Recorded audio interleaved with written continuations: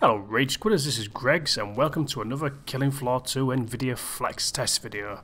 And I've done a couple of these in the past, but I thought, well, let's do another one. This one's going to be a little bit different from the last ones, as we're going to be testing the mighty GTX 1080 Ti GPU. This is Asus's Republic of Gamers Strix Edition, which they've very kindly loaned us. This is a review sample. We'll be reviewing it soon, and no doubt it'll have some more content to chew on. We tested this beast on two configurations. First off, what you're seeing now is footage taken from our resident rage quitter, TheMutsNuts. His rig is the beefiest of all our rigs. It's sporting an overclocked Intel Skylake i7 6700K CPU, 4 GHz of raw power.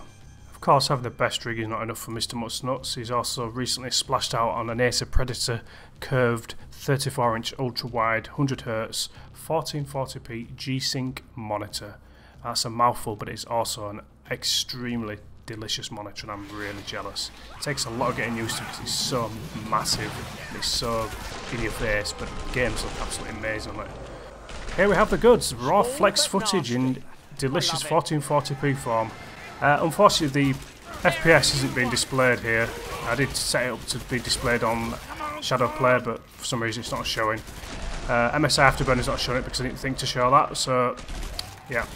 We experienced some random power outages on this particular configuration. I don't think Mark's power supply is up to the task, or maybe it's faulty, but this card works perfectly in my machine, which I'll be showing shortly. On this rig, it rarely dropped below 70 if at all. It was extremely smooth considering all the shit that's going on. Extremely impressive considering the resolution as well, and everything ramped up to max. The amazing monitor only heightens the sensation.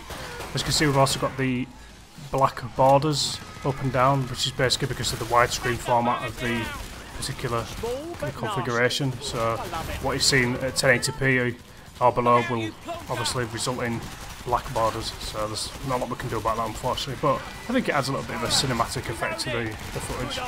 So we're going to move on to the captured footage from my rig, so we'll see how it fares. So here we go, we're on my computer now, a lowly first gen Bloomfield i7 960 2.6 GHz stock, DDR3 RAM, which is 12 gigs of. The performance wasn't too bad actually. It was marginally better than the GTX 1080 on full flex. As you can see the blood geezering out everywhere. You can see all the gore and stuff. If you cast your eyes to the top right hand corner, you'll see the frame rate. It fluctuates every now and again. That's when you score a clean headshot and there are geezers of blood spurting everywhere. As you can see, it does struggle slightly.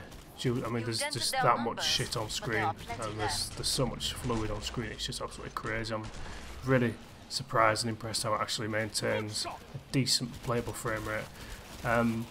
I'll say this thing about Flex, it is a nice feature. The blood itself looks too dark, it looks too soupy, if that makes sense. I mean, the actual fluid itself, the way it moves, the way it animates is really cool, it's really convincing, but the actual consistency of the fluid itself is just too thick. It's like I say, it's like soup or strawberry jam, I don't know, but yeah, it's definitely a feature that I can live without. I like the Gibs. The Gib feature's pretty cool. That doesn't affect performance much, but the actual fluid simulation is a massive hit. Even on a GTX 1080 GPU, if you disable it, you get a significant increase in frames. So if you pay attention to the frame rate count at the top right, you actually notice that the frame rate never drops below 30. I think the lowest I've seen is about 34 frames a second, which is not too bad. It's not optimal, especially when you're making precision shots like this, but it's still playable. And to say how much is going on, it's impressive, I suppose, given the age of my other components, which are bottlenecking. So yeah, an interesting experiment. But certainly, again, I reiterate, it's not a feature I'll ever be using once I switch back to my 1070. So there you have it, another Flex video. I like doing these. I do like how Flex works with the game. It's just the same, it's so expensive on lower end hardware.